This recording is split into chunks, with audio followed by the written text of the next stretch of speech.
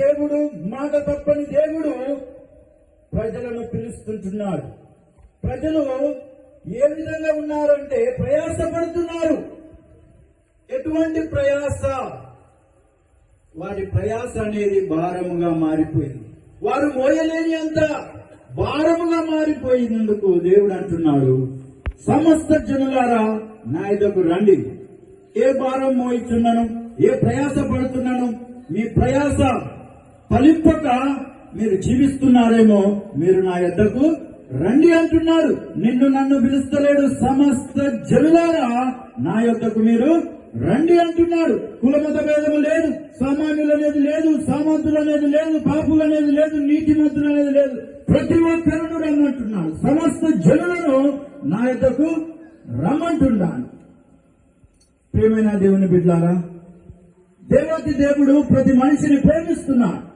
తన ప్రేమను బట్టి పాపి అయినను నీతిమంతుడు అనుకొని జీవిస్తున్న వారినైనను నా యొద్దకు మీరు రండి అంటున్నాడు.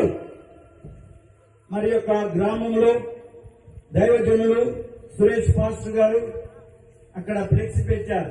యాకోబు రాసిన పత్రిక 4వ అధ్యాయము, దేవుని యొద్దకు రండి అంటున్నారు. ఈ యొక్క మందిరంలో దేవుని ఆరాధించుటకు, దేవుణ్ణి స్తుతించుటకు, దేవునితో మనము జీవించుటకు మీరు ఎక్కడికి రండి అంటున్నాడు? దేవుడు అంటున్నాడు, మీరు నా యొద్దకు రండి. ఇప్పుడు మనం గ్రహించవలసినటువంటి ఒక సత్యము, మనమందరము దేవుని యొద్దకు వచ్చిన వారం. దేవునికి స్తోత్రం.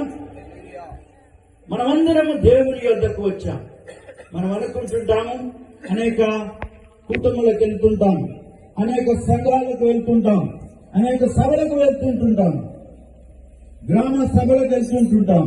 కానీ దేవుని యొద్దకు వచ్చామనే సత్యాన్ని నీవు ఈ రోజు గ్రహించి ఇక్కడి నుండి వెళ్తే నీ జీవితంలో గొప్ప ఆశీర్వాదం చూడబోతున్నాను. ఆమేన్.